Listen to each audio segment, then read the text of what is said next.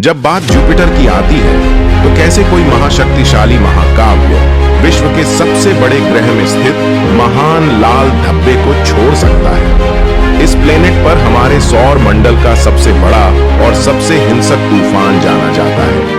हम वास्तव में नहीं जानते कि यह कितने समय से जुपिटर पर है, लेकिन रॉबर्ट हुक ने इसे अपने दूरबीन के माध्यम से 1664 में पहली बार खोजा था।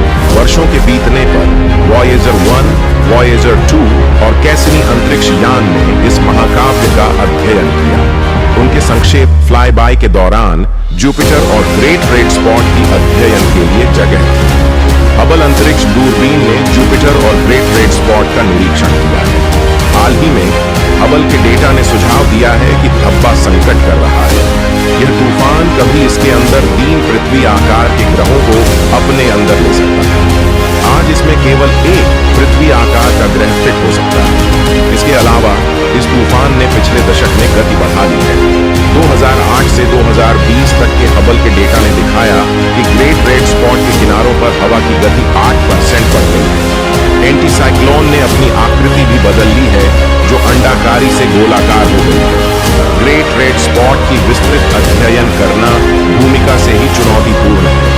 पृथ्वी पर के सबसे बड़े दूरबीनों या अंतरिक्ष में उपस्थित दूरबीनों से यह तूफान केवल कुछ हद तक झांक सकते हैं। वास्तव में देखने के लिए कि तूफान के अंदर क्या हो रहा है, हमें जुपिटर पर जाना और लगातार निरीक्षण करना होगा।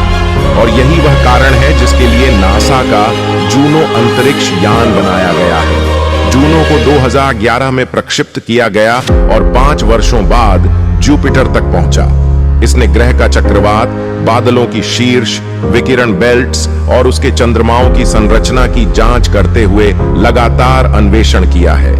जूनो एक दुर्भाग्यपूर्ण असाइनमेंटों से भरा हुआ मिशन है, लेकिन दुर्भाग्य से जुपिटर की मौत रेडिएशन यान को ग्रह के बहुत करीब जाना अत्यंत कठिन बनाता है। हालांकि 5 सालों के अवलोकन के बाद जूनो ने जुपिटर के मोटे बादलों के नीचे क्या है और खासकर ग्रेट रेड स्पॉट के अंदर दिखा दिया है। यह बताने के लिए कि जुपिटर के ग्रेट रेड स्पॉट की गहराई कितनी है और वहां क्या हो रहा है, वैज्ञानिकों ने कैसे माप किया और उन्होंने वहां क्या देखा।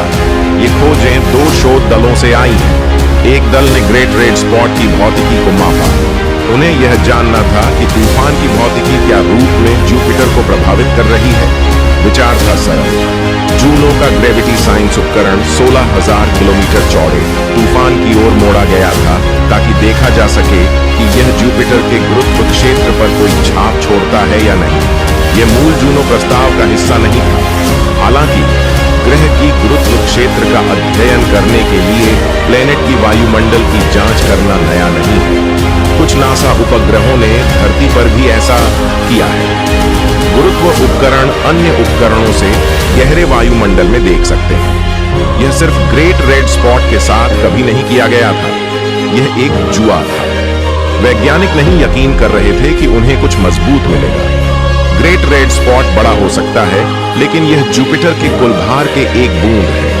लेकिन अनुसंधानकर्ताओं ने वाकई जुपिटर के गुरुत्व क्षेत्र में परिस्थितियों की छोटी तेजी से पकड़ ली थी, जिससे उन्हें तूफान की गहराई को समझने में मदद हुई। 500 किलोमीटर और यह महाकाव्य ज्यादा गहरा जाता है, ज्यादा से ज्यादा 3000 किलोमीटर तक। जबकि पहला दल गुरुत्व मापों का उपयोग करके तूफान की जांच करता था,